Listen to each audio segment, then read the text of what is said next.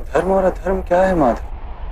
जिस मार्ग पर चलकर मनुष्य स्वयं को आत्मा के रूप में देखता है, परमात्मा के अंश के रूप में स्वयं को जानता है, उस मार्ग को धर्म कहते हैं।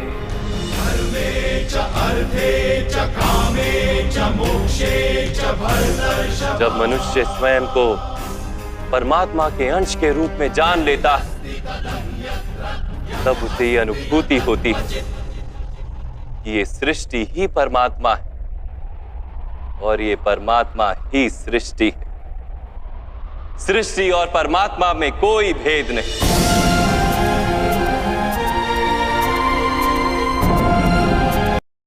तुम भी ये जान लो पार्थ कि तुम शरीर नहीं, केवल एक आत्मा हो। इस रणभूमि में दिखाई देने वाला प्रत्येक योद्धा वो नहीं जो तुम उन्हें मानते हो। कुछ समय के लिए इन सब ने शरीर में वास किया, इनके शरीर मरेंगे, किंतु ये सब अमर, वो पुनः नया शरीर धारण करेंगे। जब तक स्वयं को शुद्धात्मा के रूप में जान नहीं लेंगे, जब तक अधर्म का त्याग करके धर्म में दृढ़ नहीं होंगे, तब तक ये जन्म लेते और मरते रहेंगे।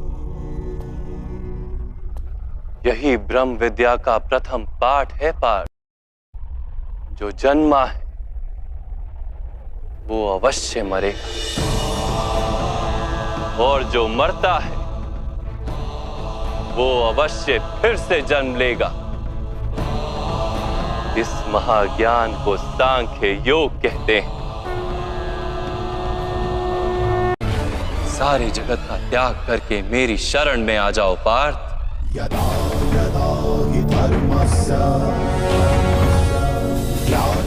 मैं ही संसार हूं, मैं संसार का प्रत्येक कण हूं, मैं ही सूर्य हूं और मैं ही चंद्र हूं, मैं ही नक्षत्र हूं और मैं ही सभी ग्रह हूं। मैं सूर्य से भी अधिक पुरातन हूं और किसी वृक्ष पर खिली कली से भी नया हूं। मैं ही सारे मनुष्य हूं, मैं ही स्वर्ग और नरक को धारण करने वाली शक्ति हूं। मैं ही दुर्योधन हूं और मैं ही अर्जुन भी।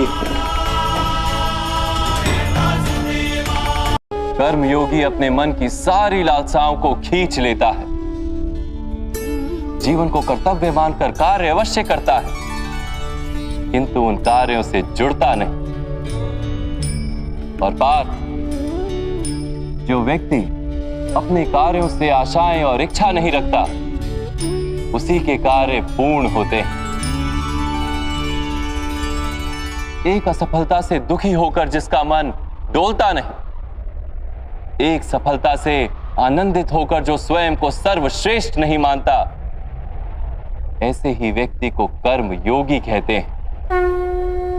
और ऐसा व्यक्ति जीवन में बार बार सफल होता है।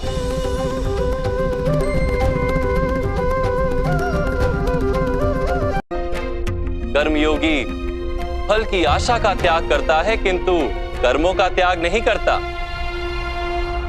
वो इसी संसार में रहता है, सन्यासी की भांति सारे कार्य करता है, किंतु उनमें लिप्त नहीं होता। कर्मयोगी अपनी संतानों से, स्वजनों से, अपनी प्रजा से कोई अपेक्षा या आशा नहीं रखता। स्वयं उसे सन्यास का लाभ होता है, किंतु समाज को संसारी की भांति लाभ देता है। आत्मा का स्मरण करने से मनुष्य के हृदय में समर्पण का भाव उत्पन्न होता है, और उस भाव को भक्ति कहते हैं। भक्ति से मनुष्य को सत्य असत्य का ज्ञान प्राप्त होता है। उस ज्ञान से उसे परमात्मा के दर्शन होते हैं, और जिसे परमात्मा के दर्शन हो जाते हैं, वही वास्तव में कर्मयोगी बन जाता है और जन्मों के फेरों से छूटकर मोक्ष को प्राप्त कर लेता है। सभी आत्माओं का अंतिम लक्ष्य वही है और धर्म का अंतिम चरण भी वही है।